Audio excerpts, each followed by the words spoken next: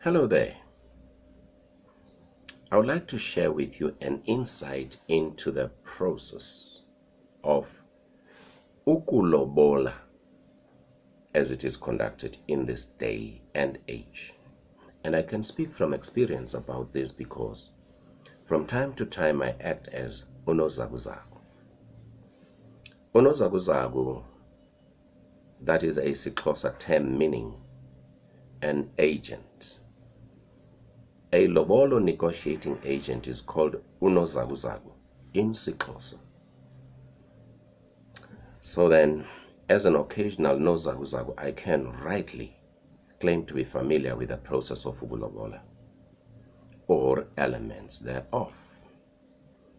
And it is from the basis of being a reasonably informed person that I undertake to share with you this insight on ukulobola. Let me start off by making this clarification regarding the expression ukulobola.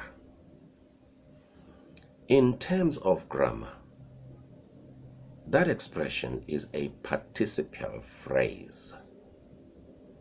So it is a performance or a doing of something expression.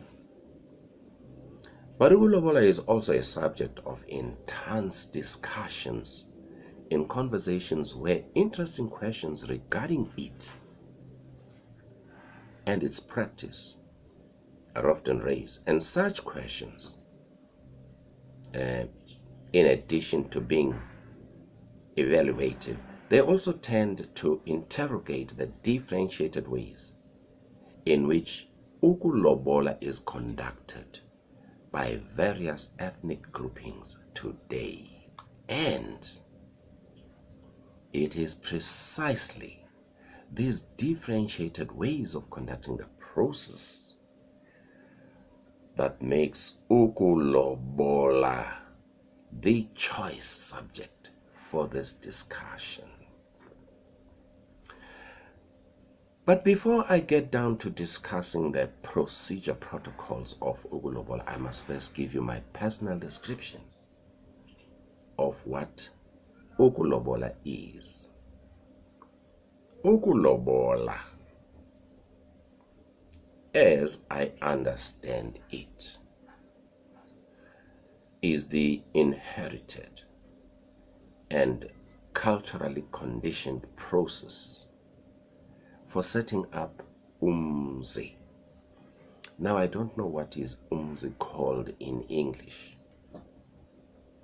Perhaps you may want to say it's a family. In character and nature, ukulobola is the act of offering a tribute. That's all.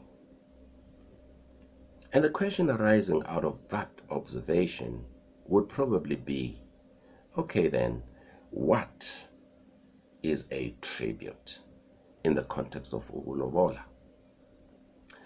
And to provide a satisfactory answer to that question, I think two things will have to be established. Firstly, it would have to be to determine a preferred definition of the word tribute. And secondly, to find a place for that definition located in the context of ukulobola. So, let's find a definition. The online Encarta dictionary provides the preferred definition of the word tribute. It says, and I'm quoting, "A tribute is something said or given to show gratitude, admiration, or praise." Close quote. So from that quote, we may deduce that a tribute is either a concrete statement, or a material object. You know, this definition is quite adequate for the purpose of this discussion because in the process of ukulobola we do say as well as give something. So then, in the context of ukulobola, the word tribute, therefore, refers to the offered object. That object is termed ikazi in Xhosa, ukhalo in Sizulu, buhadi in Sesotho, and I think mahadi in Setswana. Now this answers the question as to what a tribute is in the context of ukulobola. Now, we can boldly say that ukulobola is not the act of acquiring an asset. Ukulobola is not identical to a commercial transaction where you pay a price in order to take possession of the object for which you've paid. So, the use of the term pay in conjunction with issues pertaining to ukulobola, as far as I am concerned, is a misnomer. At this point, I'd like to digress from the theme of ukulobola, just for a moment. I'll come back to it. But for now, let me digress in order to clarify something regarding the terms lobolo and lobola. These terms are not synonymous. They don't mean one and the same thing. Not at all. In terms of grammar, the word lobolo, which is spelled with the letter O at the end, is a noun. Lobola, spelled with the letter A at the end, is a verb. So using these terms interchangeably, as has often happened and happens, is wrong. No, it's wrong. The term lobolo refers to the material object that may be offered as ikazi, whereas the term lobola expresses the performance of an act which culminates in a betrothal. Okay, so now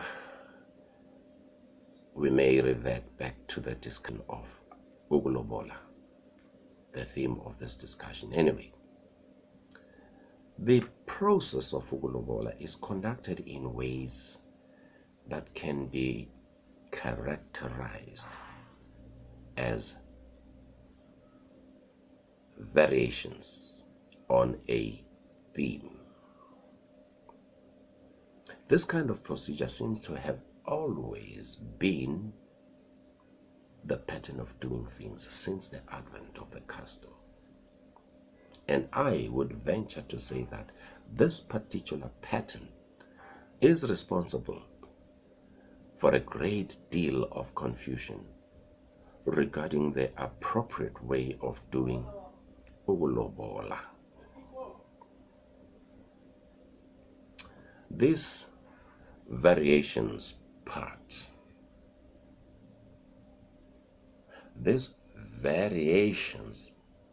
of the process is the most intricately involved and complex feature of the lobolo negotiating process. And due to that fact, it contributes a lot to the confusion and the controversies that are associated with, as well as with the understanding of, ukulobola, and notably, it is the manner in which lobolo talks are spoken or vocalized by the negotiators which leads to the confusion and the controversies. Because, you know, lobolo talks are spoken in a language that is highly elusive as well as elliptical.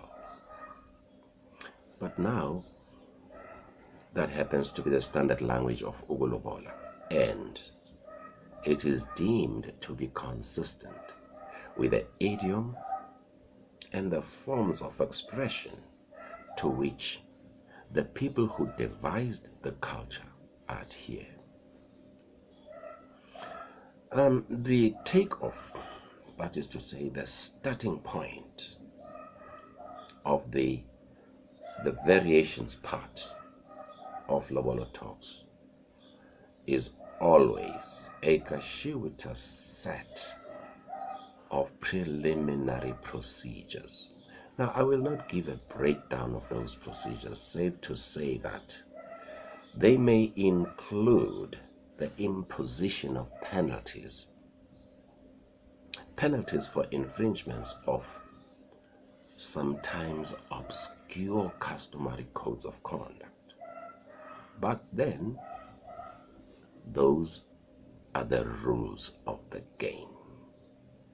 And once that hurdle had been cleared, as it always will, serious attention is then given to the essential issue of the talks, which is ukulobola. The entire process of ukulobola is also referred to as ubulawu in isiXhosa.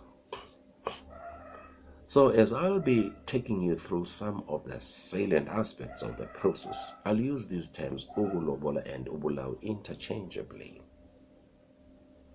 Okay, now let's see how things get done. Very often,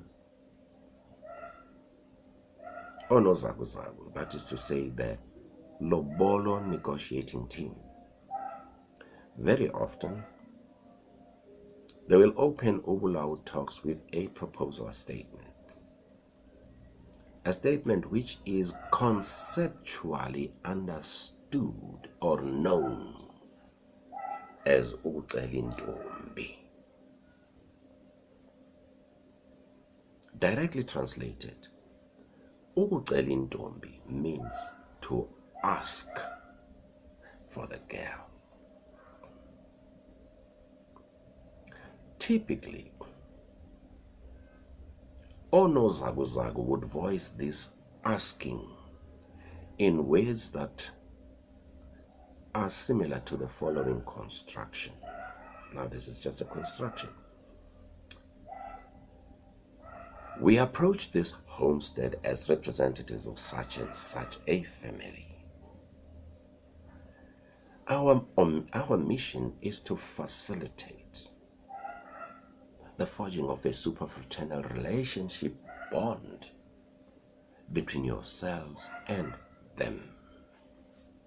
It is their desire to have a kinship between the two families established, whereby one of your daughters becomes a fully fledged member of their family.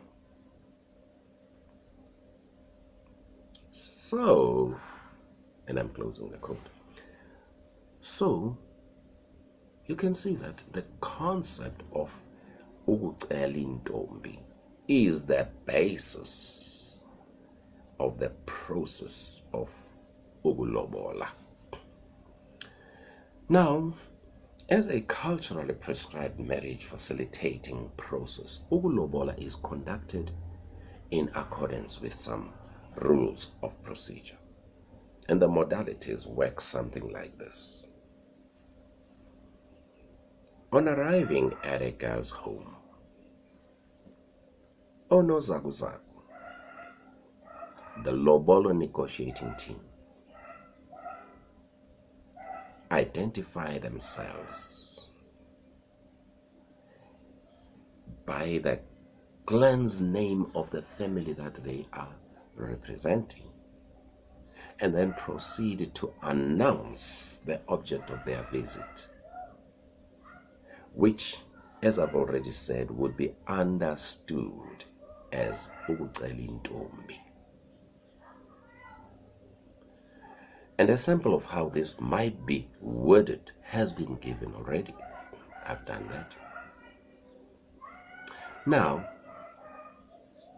once they've done so, or once they've done the announcement of the object of their visit, their hosts, who are called abakhozi, will in turn respond by asking for the maiden's identity.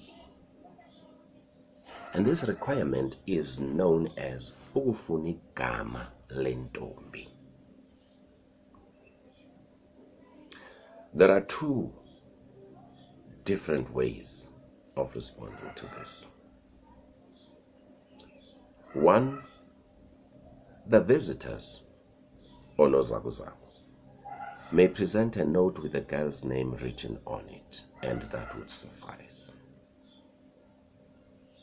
Alternatively, but very rarely, the girls would be assembled before the visitors and be told of how the visitors have identified themselves.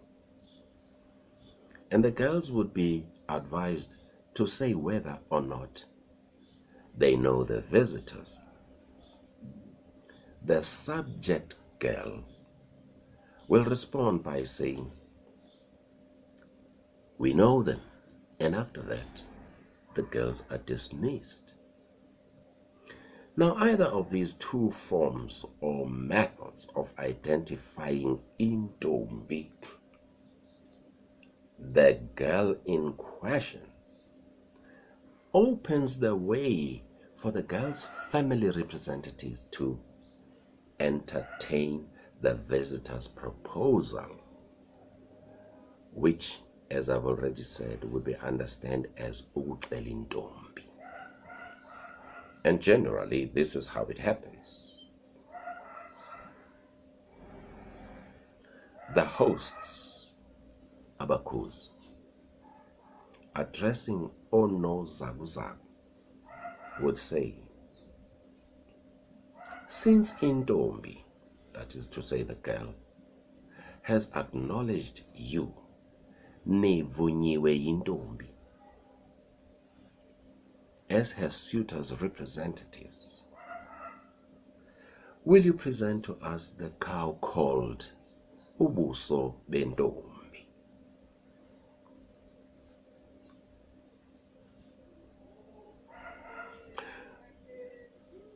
Ubuso bentombi, that phrase in colloquial terms means the face of the girl, or a maiden's countenance, if you like.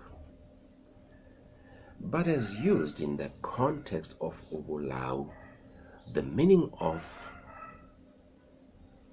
ubuso bentombi is understood by the parties to the lobola negotiations idiomatically.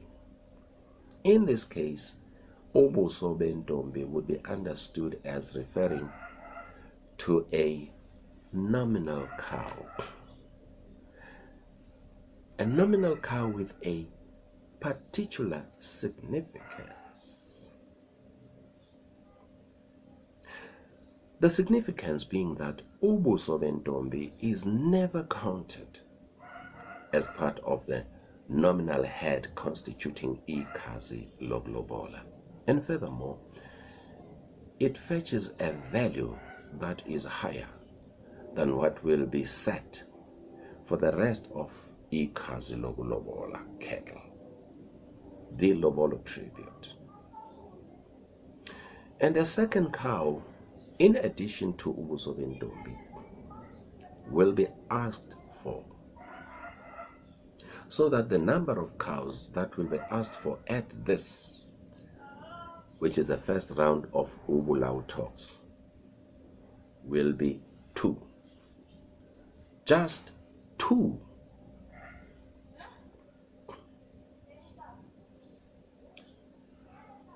The significance of this second cow differs from that one of ubuso bentombi in 2 respects.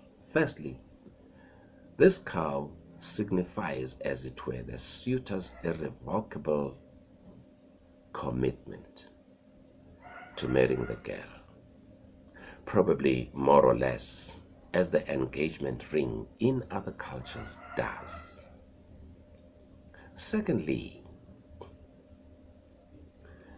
this second cow sets the unit value, ixabiso, of the cattle, or each of the cattle that will comprise ikhazi lokulobola, the lobolo tribute.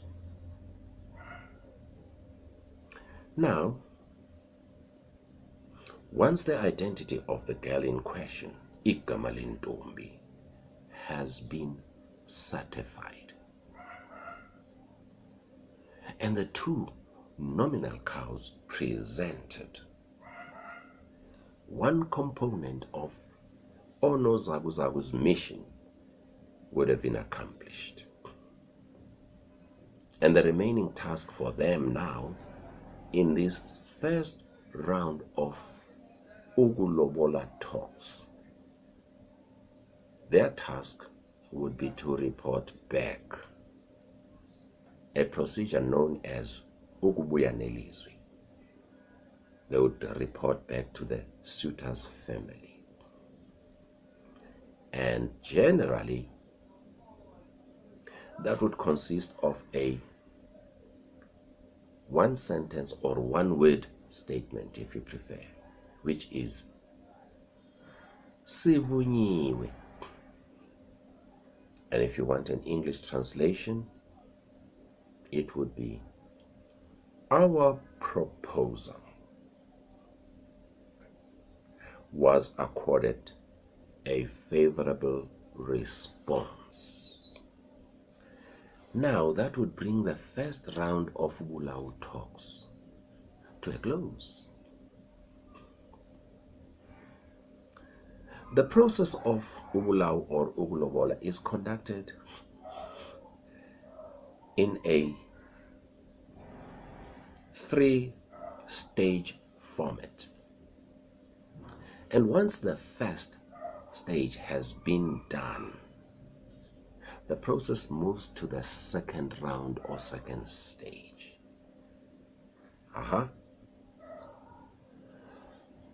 The second stage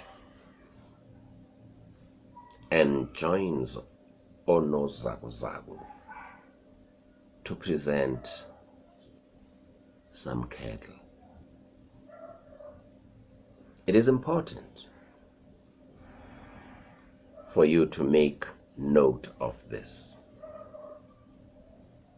What is required of onozakuzaku in this second round of the talks is to present some cattle, whatever the number, even if it's just 1, as a portion of what would ultimately constitute ikhazi lokulobola. This point I'm emphasizing in order to dispel the notion that a specific number of cattle is stipulated as ikhazi lokulobola right at the start of lobola talks. No. There's no such protocol in ukulobola. Well, I will concede that some people do that. But then, irrespective of that and how they rationalize such a deed, it is nevertheless an aberration Well, anyway, compliance with the requirement to present some cattle entitles onozakuzaku to do a presentation on some constraints visited upon the family they are representing by the onset of new elements into its circumstances. And then based on that situation, they would then request that, or they are allowed to request that discussions of kinship building matters going forward should be treated with due considerations of the changed circumstances. This is an interesting part of the entire process of ukulobola talks.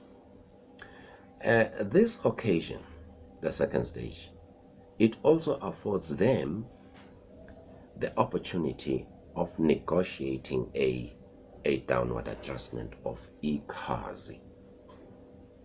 And that provision, the provision to do so, is termed ukukhala, pleading or to make a plea.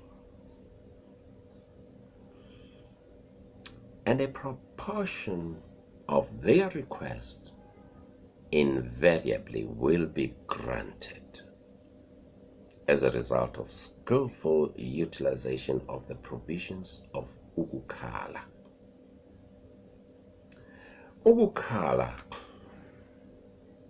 is the point at which the experience, the skill and eloquence of the lead negotiator must come to the fore,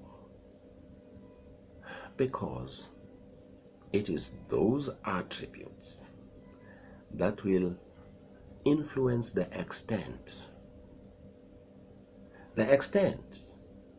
to which a reduction is allowed. And once they have finished and they get a response to their presentation, the second round of Wulau talks closes, which means now that we will come to the third and the last round. And of course, this third and last round is just a wrap-up of the whole business of ukulobola. Mainly what happens here in effect is what you might call a bilateral discussion of marriage arrangements. And it's finished. Now, I would like to go over some of the things that I've said in the course of this talk,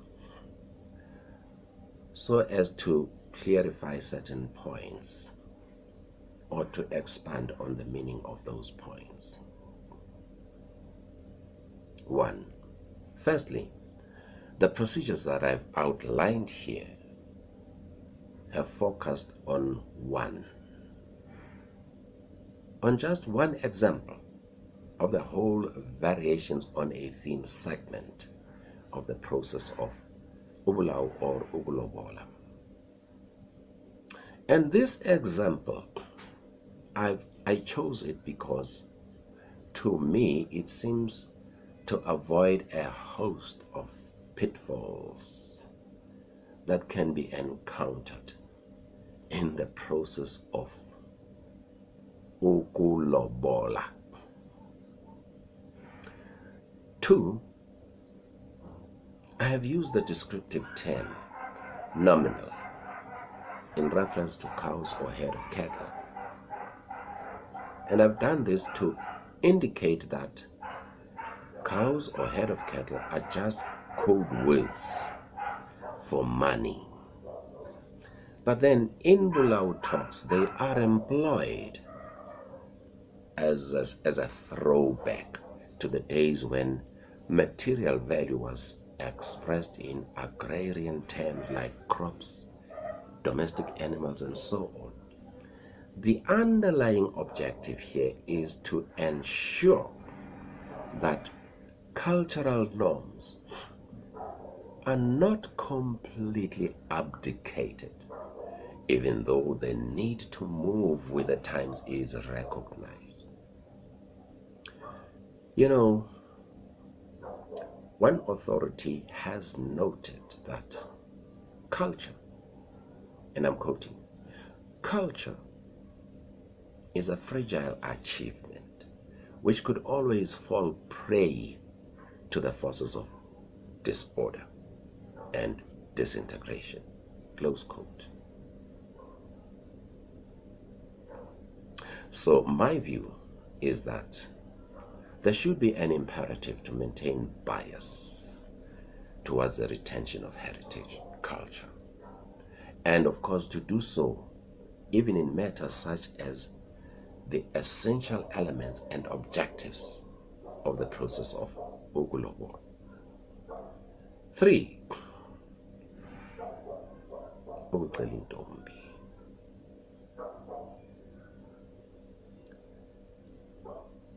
I've used that phrase, but what it is? Ukucela intombi is a marriage precedent that has evolved. It has evolved to the point of being a positive negation of ukuthwala. The entire process of ukulobola is based on the concept of ukucela intombi. And this point is extremely, or rather, it is extensively discussed in another video, which will be on the subject of ukucela intombi. And now lastly,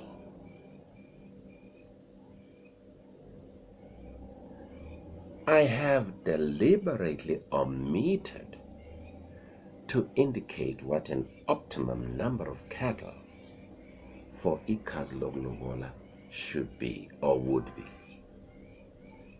And the reason for this omission is that ukulobola involves factors and issues that require very, very careful evaluation before the size of ikhazi is determined. So long.